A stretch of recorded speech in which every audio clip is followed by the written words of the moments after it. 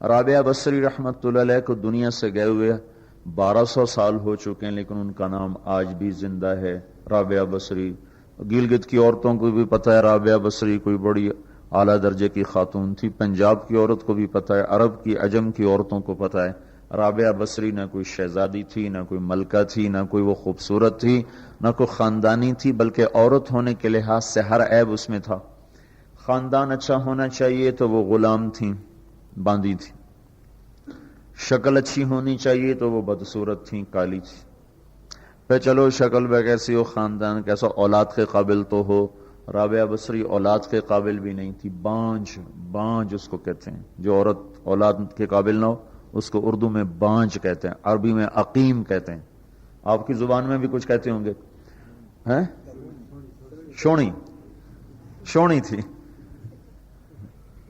تو اب بتاؤ عورت ہونے کے لحاظ سے کوئی چیز ہے؟ شکل، پہلا تاثر شکل کالی، دوسرا تاثر خاندان غلام، تیسرا تاثر اولاد کے قابل نہیں، بانج ہے، شونی ہے۔ تو 1200 سال کے بعد میں گلگت میں کیوں اس کا نام بلند کر رہا ہوں؟ میں نے کسی بادشاہ کی بیوی کا نام تو نہیں لیا، سکندر کی بیوی اور بنو امیہ اور بنو عباس کی ملکہ اور بیگمات، ان کے نام تو نہیں لیے، میں کہہ رہا ہوں رابعہ بصری۔ ان کی عادت یہ تھی، وہ روزانہ عشاء کی نماز کے بعد غسل کر کے کپڑے بدل کے اپنے خامن سے پوچھتی آپ کو میری ضرورت ہے؟ اگر وہ کہتے کوئی نہیں ہے تو پھر پوچھتی مجھے اجازت ہے؟ وہ کہتے اجازت ہے تو پھر مصلی پہ کھڑی ہو جاتی ہے اور فجر کی نماز تک مصلی پر کھڑی رہتی تھی۔ ان کا خامن جلدی فوت ہو گیا، جوانی میں ہی بیوہ ہو گئی، تو حسن بصری بصرہ کے امام، کیا سارے مسلمانوں کے امام تھے، وہ خود آئے، خود چل کے آئے کہ میں آپ سے شادی کرنا چاہتا ہوں۔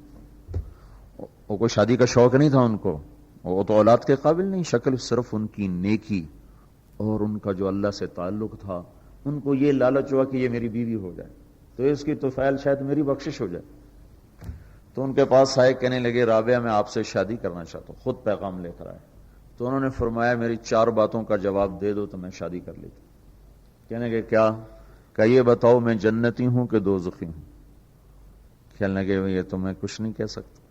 اچھا یہ بتاؤ جب اللہ تعالیٰ قیامت میں اعمال نامے اڑائے گا، کسی کے سیدھے ہاتھ میں آئے گا، کسی کے الٹے ہاتھ میں آئے گا، میرے سیدھے ہاتھ میں آئے گا کہ الٹے ہاتھ میں آئے گا؟ کہنے لگے یہ بھی کچھ نہیں بتا سکتا۔ کہنے لگے اچھا یہ بتاؤ جب اللہ نیکیوں کو تولے گا، کسی کی نیکیاں بڑھ جائیں گی، کسی کے گناہ بڑھ جائیں گے، میرے گناہ زیادہ ہوں گے نیکیاں زیادہ ہوں گی؟ کہا یہ بھی نہیں بتا سکتا۔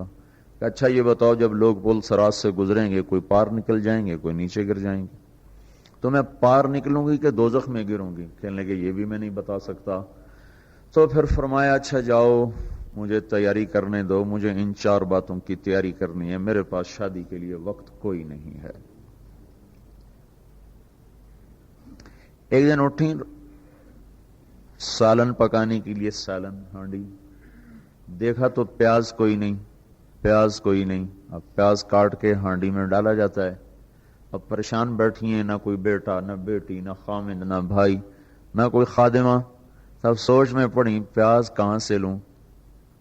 اوپر سے ایک چیل اڑتی ہوئی جا رہی تھی، اس کے پنجوں میں پیاز تھا، جب وہ اوپر آئی ہے تو اس کے پنجے چھوٹے اور پیاز سیدھا رابعہ بصری کی گود میں آ کے گرا۔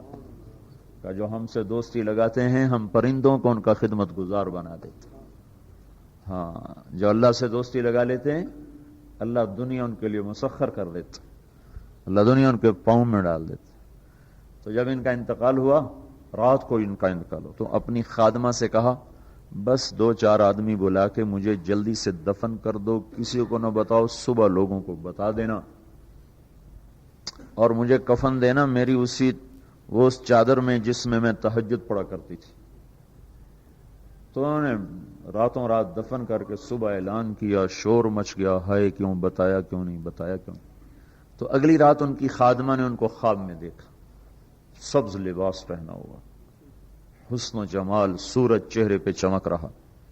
پوچھا آپ کے ساتھ کیا ہوا؟ کہا میرے اللہ نے میرے ساتھ بہت عمدہ معاملہ کیا۔ کہا آپ کی وہ چادر کہاں گئی جس میں آپ کو کفن دیا تھا؟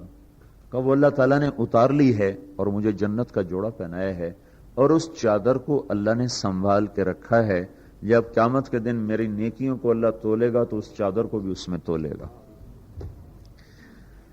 انہوں نے پوچھا منکر نکیر کا کیا ہوا؟ سوال جواب ہوتا ہے نا، منکر نکیر آتے ہیں، ان کا کیا ہوا؟ کب وہ آئے تھے؟ تو انہوں نے مجھ سے کہا من ربکی، تیرا رب کون ہے؟ تیرا رب کون ہے؟ تو میں نے منکر نکیر سے کہا جس اللہ کو 40 سال نہیں بھلایا اس کو 4 ہاتھ زمین کے نیچے آ کر میں بھول جاؤں گی۔ یہ نہیں کہا ربی اللہ ہے، بلکہ ان کو یوں کہا کہ جس رب کو 40 سال میں نہ بھلا سکی اس کو 4 ہاتھ زمین کے نیچے آ کر میں بھول جاؤں گی۔ تو منکر نکیر نے کہا اس کا آگے کیا حساب لینا، چلو بھائی واپس چلو، چلو بھائی واپس چلو۔